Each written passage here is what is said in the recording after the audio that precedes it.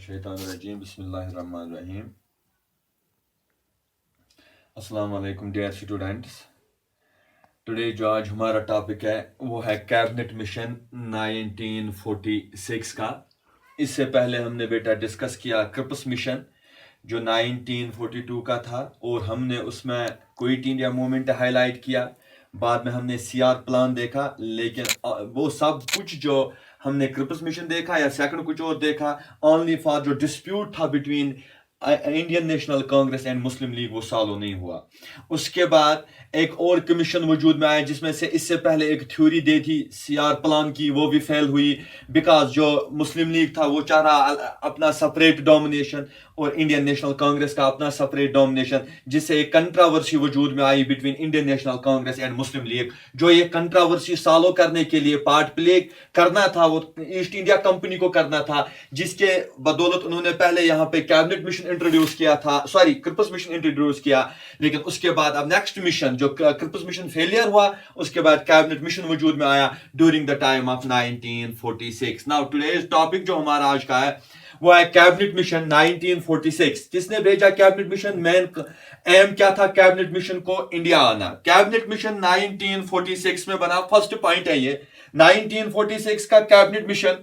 ये भेज दिया इंडिया में प्राइम मिनिस्टर एटली जो था, prime minister Attlee during the time of 1946 जो प्राइम मिनिस्टर एटली था ब्रिटेन का, उन्होंने भेज दिया एक कमीशन, जिस कमीशन का नाम रखा कैबिनेट मिशन। ये कैबिनेट मिशन क्यों इसका नाम रखा गया? इस जो ये कमीशन इसने इंडिया भेजा, इसमें तीन मेन कैबिनेट मिनिस्टर्स थे। एक इसमें था सेटाफोर्ड क्रिप्स, याद रखना। सेकंड इसमें था Pethick Lawrence and number third जो था इसमें था एवी अलेक्जेंड्रा। फिर से मैं कहता हूं टॉपिक हमारा कैबिनेट मिशन 1946 का है। कैबिनेट मिशन का मकसद क्या है इंडिया में आने के लिए? जो इंडिया में डिस्प्यूट था between Indian National Congress and the Muslim league वो सॉल्व नहीं हुआ क्रिप्स मिशन के जरिए, वो सॉल्व नहीं हुआ सीआर प्लान के जरिए जो हमने पहले डिस्कस किए थे लास्ट टॉपिक में। लेकिन उसके बाद अब नेक्स्ट मिशन आ रहा था इंडिया में, that is known as cabinet mission, जो भेज दिया है ब्रिटेन के प्राइम मिनिस्टर ने जिसका नाम था एटली। और उसके साथ इस मिशन के साथ थ्री मैन कैबिनेट मिनिस्टर्स थे। कैबिनेट मिनिस्टर इसमें था सेटाफोर्ड क्रिप्स जो पहले क्रिप्स मिशन का बंदा था, सेकंड इसमें था Pethick Lawrence and third one इसका जो था एवी अलेक्जेंड्रा।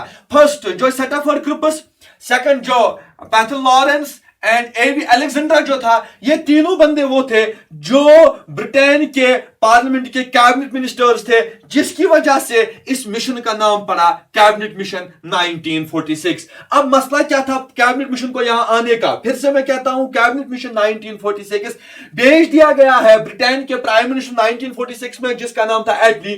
क्यों भेजना था उसको? जो हमारा क्रिप्स मिशन फेल हुआ था, जो हमारा इससे पहले सीआर प्लान आचारी का प्लान फेल हुआ था, अब उसके बाद नेक्स्ट जो आया कैबिनेट मिशन भेज दिया गया under the three man leaders, under the three man ministers, that is Stafford Cripps, Pethick Lawrence and AV Alexandra. Now काम क्या था इसका, किस गरज से यहां पे आया? इसको पावर ट्रांसफर करना था बेटा। पावर ट्रांसफर, कौन सा पावर ट्रांसफर? जो कंपनी के हाथ में था वो ट्रांसफर करना था इनको इंडिया के हाथ में, फर्स्ट। और इनको सेकंड काम यहां पे क्या करना था? कॉन्स्टिट्यूशनल डिस्प्यूट जो था इनका, जो डिस्प्यूट था between Muslim league and Indian National Congress के बीच में जो डिस्प्यूट था वो डिस्प्यूट सॉल्व करना था। फिर से मैं कहता हूं इसका काम क्या था? इनको पावर ट्रांसफर करना था, जो कंपनी से ट्रांसफर करना था टुवर्ड्स द इंडिया। लेकिन इंडिया में कंट्रोवर्सी हो रही थी, जो हमने पहले डिस्कस किया कि जो डिमांड हो रहा था टू नेशन थ्योरी का, जहां पे डिमांड मुस्लिम मेजॉरिटी की अली मोहम्मद जिन्ना कर रहा था, सेकंड जो इग्नोरेंस कर रहे थे कौन? That is Indian National Congress. तो अब ये भेजा गया है पीएम एटली ने, इसको क्या करना था? पावर ट्रांसफर करना था। और जो डिस्प्यूट था इंडियन नेशनल कांग्रेस और मुस्लिम लीग के बीच में जो कंट्रोवर्सी थी वो कंट्रोवर्सी सॉल्व करनी थी। जब ये कैबिनेट मिशन यहां पे आया ड्यूरिंग द टाइम ऑफ 1946, ये इसका काम था पावर ट्रांसफर करना, इसको कॉन्स्टिट्यूशनल डिस्प्यूट जो था वो जो प्रॉब्लम थी वो सॉल्व करनी थी। जब ये आया फर्स्ट इसने क्या किया? जो अली मोहम्मद जिन्ना का डिमांड जो अली मोहम्मद जिन्ना की थी, टू नेशन थ्योरी, इसने डिनाई की। First of all cabinet mission का पहला काम ये जो करना था, ये पावर ट्रांसफर और ये डिस्प्यूट सॉल्व करना था।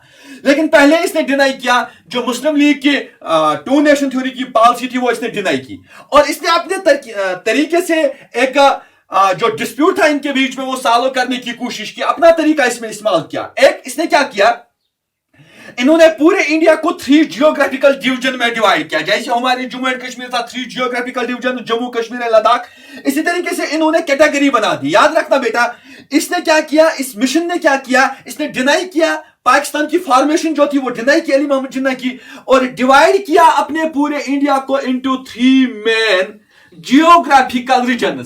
3 मेन रीजनों में इसने डिवाइड किया पूरे इंडिया को। हर एक रीजन ग्रुप्स में किया। एक का नाम रखा ग्रुप ए, सेकंड का नाम रखा ग्रुप बी, थर्ड का नाम रखा ग्रुप सी। अब क्या करना है इसने क्या करना है, बाद में हमें देखना है क्या मुस्लिम लीग इसको एक्सेप्ट करे या नहीं करे, क्या इंडियन नेशनल कांग्रेस एक्सेप्ट करे या नहीं करे। तो इसने क्या किया, फर्स्ट डिनाई पाकिस्तान फॉर्मेशन की, सेकंड इसने क्या किया, जियोग्राफिकल रीजन्स किए, जिसमें से इन्होंने A group, B group and C group किया। इसमें से ए ग्रुप में इसने रखा बेटा, एक मुंबई था या मैड्रास था या सेंट्रल प्रोविंसेस थे, वो एक ए ग्रुप में रखा गया, मुंबई था, मैड्रास था या सेंट्रल प्रोविंसेस थे। और बी ग्रुप में रखा Punjab, Sindh and north west, and C group में रखा Bengal and Assam. Bengal and Assam C group का रहा, बी ग्रुप में रहा Punjab, Sindh, north west, A group में रहा Bombay, Madras and central provision. अब आगे क्या हुआ, इस प्रोविजन को क्या करना था। अब इसने एक तरकीब सोची थी, हम ट्रांसफर पावर करेंगे, जो इनके बीच में ये डिस्प्यूट है, ये डिस्प्यूट सॉल्व करेंगे, फिर ट्रांसफर पावर होगा।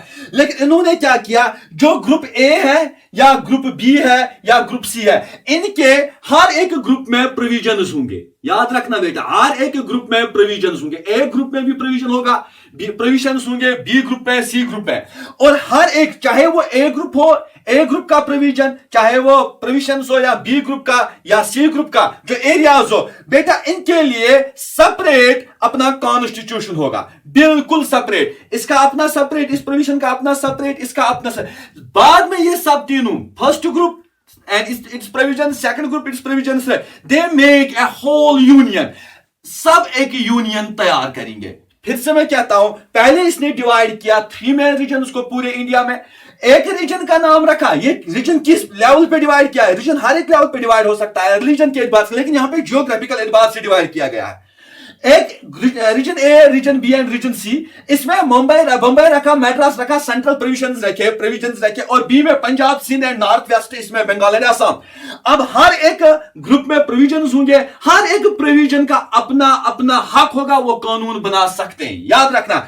और जब हम इनको ऐड करेंगे एक साथ तो ये सब एक यूनियन तैयार करेंगे। ये कैबिनेट मिशन का एक प्लान था। सेकंड इनका प्लान था, कोई जैसे आज हमारे पास, इंडिया के पास आज देख सकते हो हमारे पास यूनियन लिस्ट है, स्टेट लिस्ट है, कंकरेंट लिस्ट है, रेजिडुअल पावर है। यूनियन लिस्ट को हम कहते हैं जो सेंटर के हाथ में यूनियन, जिस पे हक होता है यूनियन का, सेंटर का। स्टेट को हम कहते हैं जो स्टेट का हक होता है। कंकरेंट हम कहते हैं जहां यूनियन और स्टेट एक सेम होता है, दोनों का हक होता है। और बाद में रेजिडुअल पावर जो हम यूनियन को, सेंट्रल गवर्नमेंट को देते हैं। उस वक्त कैबिनेट मिशन का जो पहला प्लान था, ये मैंने बता दिया। सेकंड जो इनका था कि जो रेजिडुअल पावर है, रेजिडुअल पावर, ये पावर रहेगा प्रोविजंस के हाथ में। किनके हाथ में, इन प्रोविजन, जो हर एक रीजन का प्रोविजन होगा उस प्रोविजन के हाथ में रहेगा बेटा, याद रखना। तो इसने कहा जो रेजिडुअल पावर होगा ये रहेगा प्रोविजन के हाथ में, सेकंड पॉइंट। थर्ड ने कहा जो प्रिंसली स्टेट्स है, प्रिंस स्टेट जैसे जम्मू एंड कश्मीर है, 565 प्रिंस स्टेट्स थे, इनको कहा गया जब इसका डिस्प्यूट जो इनके बीच में है, Indian National Congress and Muslim league के, आप खुद डिसाइड कर सकते हो, आप मुस्लिम लीग के साथ जा सकते हो या एक ग्रुप के साथ जो गवर्नमेंट बनाए, या दूसरे ग्रुप के साथ। अगर आप चाहते हो एग्रीमेंट करना, आप कंपनी के साथ भी एग्रीमेंट कर सकते हो। फिर से मैं कहता हूं, जो प्रिंसली स्टेट है, फर्स्ट मैंने कहा डिवाइड, प्रोविजंस का अपना लॉ, और इनके पास एक यूनियन तैयार होगा सबका। बाद में मैंने बता दिया एक रेजिडुअल पावर होगा जो प्रोविजंस के हाथ में होगा। उसके बाद जो प्रिंसली स्टेट होगा, प्रिंस स्टेट को यह हक दिया जाएगा, जिसमें हमारा प्रिंस स्टेट एक है, जैसे जम्मू एंड कश्मीर है या अवध था, सॉरी या हैदराबाद था या बाकी थे, इनको ऐसा कहा गया दे विल ज्वाइन, आइदर जब ये जो ये टू मैन कंट्रोवर्सी पॉइंट है, चाहे एक या दूसरे, जब ये सॉल्व हो जाएगा, आपको अपना हक है, आप इनके साथ जाए या इनके साथ जाए, या अगर इन दोनों के साथ नहीं जा सकते हो तो आप एग्रीमेंट कर सकते हो कंपनी के साथ। और उसके बाद इन्होंने क्या कहा, दैट्स द नेक्स्ट पॉइंट। जब ये सिस्टम आया और इनमें से 19 जुलाई 1946, लेकिन इसमें से एक पॉइंट वजूद में आया, जो ये था अली मोहम्मद जिन्ना, उनके लिए, उनके एतबार से दिस वाज कंपलसरी। इसमें कंपलसरी पॉइंट उन्होंने हाईलाइट किया, याद रखना, this was compulsory. And compulsory क्यों था, इसमें एक पॉइंट ऐसा भी रखा गया है 1946 में, एक मेन पॉइंट ऐसा रखा गया है, जो ये प्रोविजंस है, याद रखना, जो ये अगर ये प्रोविजन एक है, इसका प्रोविजन है, इसका प्रोविजन, इस प्रोविजन को हक है, ये क्या कर सकता है, ये 5 साल के बाद, याद रखना, ये क्या कर सकता है, 5 साल के बाद ये सेपरेट हो सकता है, 10 साल के बाद ये डिमांड कॉन्स्टिट्यूशन का कर सकता है। इसमें, इस प्रोविजन में 5, अगर इस ग्रुप में कोई प्रोविजन है, 5 साल के बाद उसको हक है, ये डिमांड कर सकता है, ग्रुप बना सकता है, कॉन्स्टिट्यूशन बना सकता है, और बिल्कुल 10 साल के बाद ये बिल्कुल फुल डिमांड कर सकता है, जिसकी बदौलत से अली मोहम्मद जिन्ना को ये कैबिनेट मिशन, ये सिस्टम पसंद आया और उन्होंने कहा इट इज कंपलसरी, और इंडियन नेशनल कांग्रेस ने कहा ये कंपलसरी नहीं है। अब फिर से कंट्रोवर्सी हुई। अब इस पॉइंट पे मैं फिर से आऊंगा, जो मैंने पॉइंट बता दिया आपको, फिर मैं ये पॉइंट कहता हूं आपको कि पॉइंट यहां पे, नेक्स्ट पॉइंट जो मैंने यहां पे हाईलाइट किया है कि जो भी एक रीजन का प्रोविजन होगा, 5 साल के बाद, 5 साल के बाद ये कॉन्स्टिट्यूशन डिमांड कर सकता है, 10 साल के बाद ये डिमांड कर सकता है सेपरेट का, जिसमें वेलकम किया है किसने, अली मोहम्मद जिन्ना ने, लेकिन कांग्रेस ने इसको डिनाई किया, उसने मानने के लिए तैयार नहीं किया। फिर क्या हुआ, जुलाई 1946 में, जुलाई 1946 में प्रोविजन इलेक्शन हुए। कहां पे हुए, इंडिया में, जो 1946 में हुआ। लेकिन इसमें क्या किया, जब नॉन कंपलसरी किन के लिए था, ये इंडियन नेशनल कांग्रेस के लिए, इंडियन नेशनल कांग्रेस ने इंडिया में प्रोविजन इलेक्शन में हिस्सा लिया और एक इंटर्म गवर्नमेंट अपनी बना दी, अपनी इंटर्म गवर्नमेंट बना दी, जिसमें जो अली मोहम्मद जिन्ना था उसने इनकार किया, वो इस इलेक्शन में नहीं आया। क्यों नहीं आया? इसने कहा, अगर यहां पे कहा it is not a compulsory, मैंने कहा कंपलसरी, जब इसने मेरी बात नहीं मानी, मैं इसकी बात यहां पे नहीं मानूंगा। और जो फर्स्ट 1946 में प्रोविजनल इलेक्शन हुए, वहां पे मुस्लिम लीग ने इसमें शमूलियत नहीं की, लेकिन वहां पे शमूलियत की इंडियन नेशनल कांग्रेस ने, और जवाहरलाल नेहरू जो था, जवाहरलाल नेहरू ने इसमें फर्स्ट इंटर्म गवर्नमेंट बना दी, और इसमें से फर्स्ट ऑफ ऑल जो जुलाई 1946 था, अली मोहम्मद जिन्ना ने इसमें सपोर्ट नहीं किया, ज्वाइन नहीं किया। फाइनली अली मोहम्मद जिन्ना ने भी इसमें सपोर्ट किया आखिर पे, लेकिन पहले नहीं किया, आखिर पे अली मोहम्मद जिन्ना ने इस पे सपोर्ट किया। लेकिन अभी भी सालों जो मेन प्रॉब्लम है, जो मैंने यहां पे हाईलाइट किया है, deny Pakistan formation, sorry power transfer, power तो ये ट्रांसफर करेंगे किसी, लेकिन ये डिस्प्यूट मसला हल करना, अभी तो डिस्प्यूट मसला हल नहीं हुआ।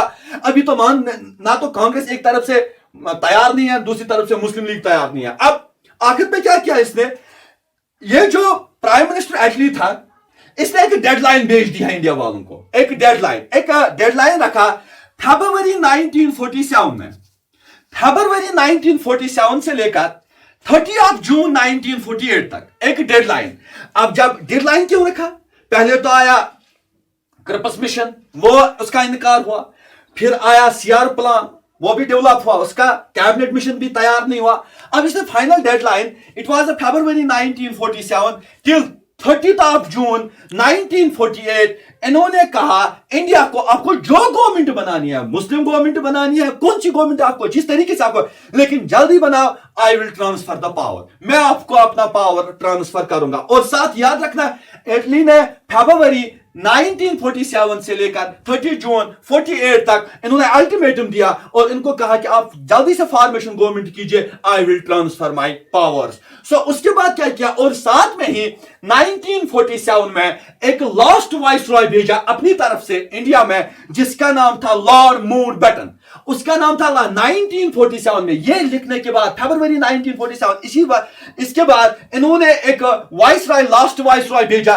कहां पे, इंडिया में, जिसका नाम था लॉर्ड माउंटबेटन। लॉर्ड माउंटबेटन को कहा गया, जो ये डिस्प्यूट यहां पे इन दोनों को, ये डिस्प्यूट सॉल्व करो और इनको as soon as possible power transfer करो। जब ये आया, इन्होंने कहा, पहली बात उन्होंने कहा कि फ्रीडम होगी, आपको आजादी मिलेगी ब्रिटिश से, लेकिन तब तक आजादी नहीं मिलेगी जब तक ना आपको ये जो पार्टीशन का मसला है, India between Muslim league and INC, ये जो मसला है, ये जब तक नहीं ये मसला सालों हो जाएगा तब तक आपको फ्रीडम नहीं मिलेगी। जब लॉर्ड माउंटबेटन आया, लास्ट वाइसराय जिसको कहते हैं माउंटबेटन प्लान, जब ये आया, इसने कहा फर्स्ट पॉइंट फ्रीडम मिलेगा आपको, तब तक नहीं मिलेगा जब तक ना आपको जो ये डिस्प्यूट है पार्टीशन होगा, टू मैन जो आपका डिवीजन है वो हो जाएगा, उसके बाद आपको फ्रीडम।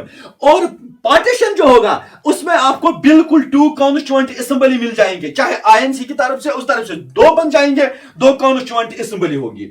और इसने अपना तरीका, ये तो कैबिनेट मिशन का था, माउंटबेटन का अपना तरीका था। इन्होंने क्या किया, इन्होंने वहां पे वोटिंग की, लेकिन थोड़ा सा यहां पे इसने वोटिंग स्ट्रेंथ जो की, voting strength that was quite related to Ali Mohammad Jinnah. जो अली मोहम्मद जिन्ना ने कब कहा, सीआर प्लान से पहले जो अली मोहम्मद जिन्ना ने कहा कि हिंदू अलग वोटिंग करेंगे, मुस्लिम अलग वोटिंग करेंगे, उसमें सीआर प्लान ने कहा एक साथ वोटिंग होगी। थोड़ा सा लॉर्ड माउंटबेटन जो था ये थोड़ा सा रिलेटेड रहा किसके साथ, अली मोहम्मद जिन्ना के साथ। और इन्होंने क्या किया, इन्होंने कहा वोटिंग होगी, बाज़ाब्ता तौर पे वहां पे वोटिंग होगी, और वोटिंग हिंदू का सेपरेट होगा, मुस्लिम का सेपरेट होगा। कहां पे होगा ये, मुंबई एंड मद्रास में। मुस्लिम का सेपरेट होगा, हिंदू का सेपरेट होगा। ये चुन लेंगे क्या हमारे लिए, जो हम यहां पे मांग रहे हैं कि हमें सेपरेट कॉन्स्टिट्यूशन चाहिए। अगर ये तैयार होंगे सेपरेट कॉन्स्टिट्यूशन के लिए तो दे दीजिए, अगर नहीं होगा तो नहीं देंगे। और सेकंड इसने कहा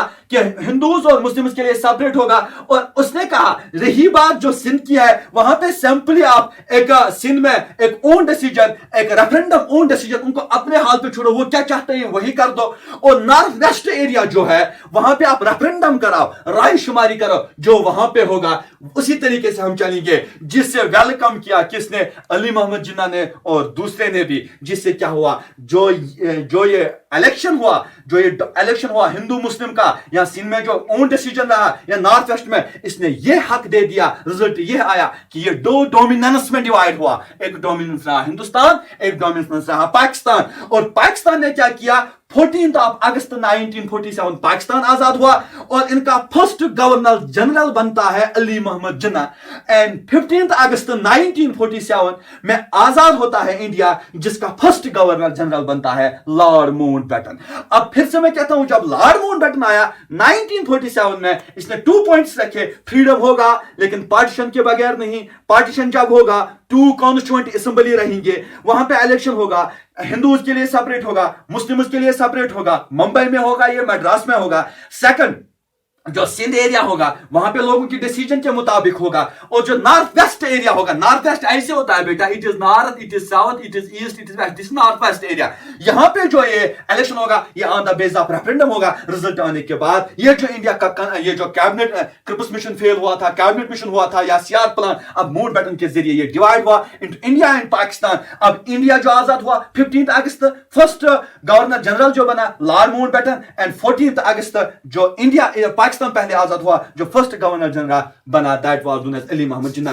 बाद में कॉन्स्टिट्यूशन ने उसको नाम दिया है, इस लॉर्ड ये जो माउंटबेटन प्लान था, it is known as Indian independence act 1947। तो हिंदुस्तान इससे आजाद होता है, और जिससे आपका जो ये सेकंड चैप्टर होता है बेटा बिल्कुल कंप्लीट होता है। इसमें जो एडिशनल टॉपिक्स मैंने हाईलाइट किए वो भी कंप्लीट होता है। Hope you will be understand. कोई क्वेश्चन होगा, मैंने पहले भी बता दिया, I am always with you. और चलते चलते आखिर पे ये कहूंगा इस क्लास में कि इस चैप्टर को पूरी तरह से पढ़ लेना, अच्छी तरीके से देख लेना। इंशाल्लाह नेक्स्ट जो हमारा according to the school time table, इस पे हम जाएंगे पॉलिटिकल साइंस के पहले टॉपिक पे, that is the power sharing. Hope you will be understand. May God bless you all. Okay, good bye.